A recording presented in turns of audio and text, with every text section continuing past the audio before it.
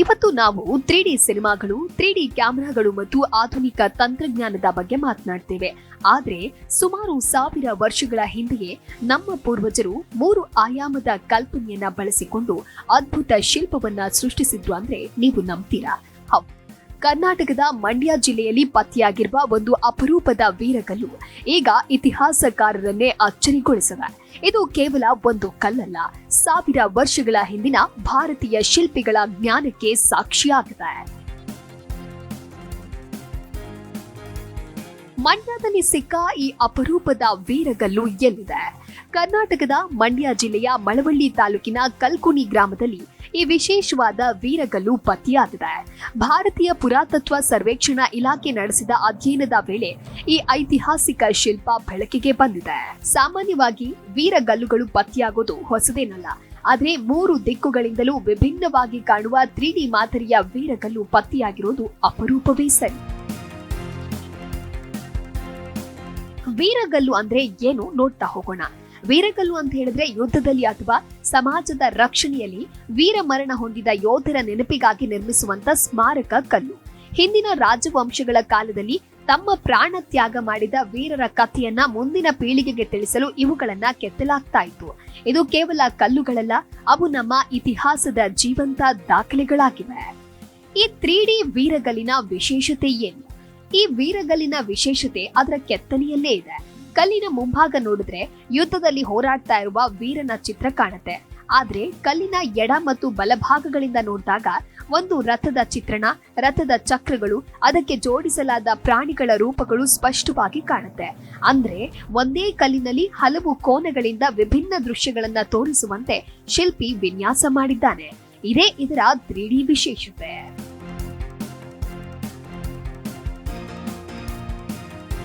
ಸಾವಿರ ವರ್ಷಗಳ ಹಿಂದೆಯೇ 3D ಕಲ್ಪನೆ ಹೇಗೆ ಸಾಧ್ಯವಾಯಿತು ಅನ್ನುವಂತ ಪ್ರಶ್ನೆ ಮೂಡೋದು ಸಹಜ. ಇವತ್ತು 3D ತಂತ್ರಜ್ಞಾನ ಅಂದ್ರೆ ಕಂಪ್ಯೂಟರ್, ಕ್ಯಾಮೆರಾ ಮತ್ತು ಸಾಫ್ಟ್ವೇರ್ ನೆನಪಾಗತ್ತೆ. ಆದ್ರೆ ಹಿಂದಿನ ಶಿಲ್ಪಿಗಳು ತಮ್ಮ ಕಣ್ಣು, ಕಲ್ಪನೆ ಮತ್ತು ಗಣಿತದ ಜ್ಞಾನದಿಂದಲೇ 3 ಆಯಾಮದ ವಿನ್ಯಾಸಗಳನ್ನ ಸೃಷ್ಟಿಸ್ತಾ ಇದ್ರು. ಕಲ್ಲಿನ ಆಳ, ಬೆಳಕು ಬೀಳುವ ರೀತಿ ಮತ್ತು ನೋಡುವವರ ಕೋನವನ್ನ ಗಮನದಲ್ಲಿಟ್ಕೊಂಡು ಶಿಲ್ಪಗಳನ್ನ ರೂಪಿಸ್ತಾ ಇದ್ರು. ಈ ವೀರಗಲ್ಲು ಅಂದಿನ ಕಲಾವಿದರ ತಾಂತ್ರಿಕ ಜ್ಞಾನಕ್ಕೆ ದೊಡ್ಡ ಉದಾಹರಣೆಯಾಗಿದೆ. ಇದು ಯಾವ ಕಾಲಕ್ಕೆ ಸೇರಿದೆ ಅನ್ನೋದನ್ನ ನೋಡ್ತಾ ಹೋಗೋಣ. ಪ್ರಾಥಮಿಕ ಅಧ್ಯಯನದ ಪ್ರಕಾರ ಈ ವೀರಗಲ್ಲು ಹೊಯ್ಸಳರ ಕಾಲಘಟ್ಟಕ್ಕೆ ಸೇರಿರಬಹುದು ಎಂದು ಇತಿಹಾಸ ತಜ್ಞರು ಅಂದಾಜಿಸಿದ್ದಾರೆ.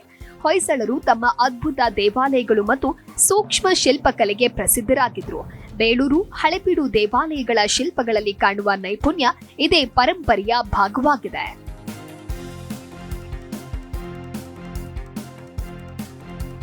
ವೀರಗಲ್ಲಿನಲ್ಲಿ ಯಾವ ಕಥೆ ಅಡಗಿದೆ? ಈ ಕಲ್ಲಿನ ಮೇಲೆ ಕೆತ್ತಿರುವ ವೀರ ಯಾರು? ಅವನು ಯಾವ ಯುದ್ಧದಲ್ಲಿ ಹೋರಾಡಿದ?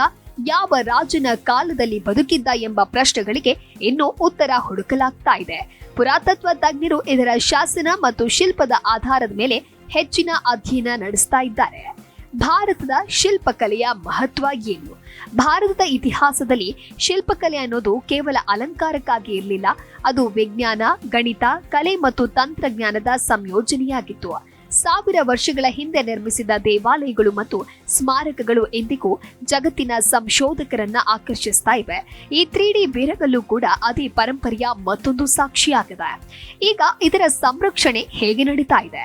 ಈ ಅಪರೂಪದ ಶಿಲ್ಪವನ್ನ ಸಂರಕ್ಷಿಸಲು ಪುರಾತತ್ವ ಇಲಾಖೆ ದಾಖಲೀಕರಣ ಮತ್ತು ರಕ್ಷಣಾ ಕಾರ್ಯಗಳನ್ನ ನಡೆಸ್ತಾ ಇದೆ. ಇಂತಹ ಪುರಾತನ ವಸ್ತುಗಳನ್ನ ಉಳಿಸೋದು ಮುಂದಿನ ಪೀಳಿಗೆಗೆ ಇತಿಹಾಸವನ್ನ ತಲುಪಿಸುವ ಪ್ರಮುಖ ಕೆಲಸವಾಗಿದೆ.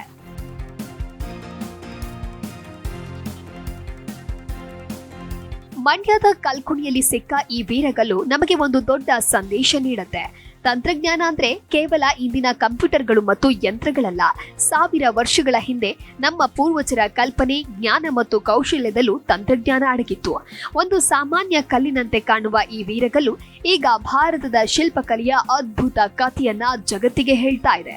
ಇದು ಕೇವಲ ಒಂದು ಪುರಾತನ ಶಿಲ್ಪವಲ್ಲ, 1000 ವರ್ಷಗಳ ಹಿಂದಿನ ಭಾರತೀಯ ಬುದ್ಧಿವಂತಿಕೆಯ ಜೀವಂತ ಸಾಕ್ಷಿ. ಹಾಗಾಗಿ 1000 ವರ್ಷಗಳ ಹಿಂದಿನ 3D ವೀರಗಲ್ಲು ಇದೀಗ ಬಹಳಷ್ಟು ವಿಶೇಷತೆಯನ್ನ ಪಡೆದುಕೊಂಡಿದೆ. ಭಾರತದ ಮೊದಲ 3D ವೀರಗಲ್ಲು ಅನ್ನುವುದಾಗಿಯೂ ಕೂಡ ಸೂಚಿಸಲಾಗಿದೆ. ಮಂಡ್ಯದಲ್ಲಿ ಸಿಕ್ಕ 1000 ವರ್ಷದ 3D ವೀರಗಲ್ಲಿನ ರಹಸ್ಯ, ಮುಂದಿನ ದಿನಗಳಲ್ಲಿ ಯಾವ ರೀತಿಯಾಗಿ ಬಯಲಾಗಲಿದೆ ಅನ್ನೋದನ್ನ ಕಾದು ನೋಡಬೇಕಿದೆ. ಹೊಯ್ಸಳರ ಕಾಲದ ಶಿಲ್ಪಕಲೆಯ ಅದ್ಭುತ ಇದು. ಭಾರತದ ಮೊದಲ 3D ವೀರಗಲ್ಲು ಅಂತ ಹೆಸರಿಸಲಾಗಿದೆ. ಪೂರ್ವಜರ ತಂತ್ರಜ್ಞಾನವನ್ನ ನೋಡಿ ಇಡೀ ಜಗತ್ತೇ ಅಚ್ಚರಿಗೊಂಡಿದೆ.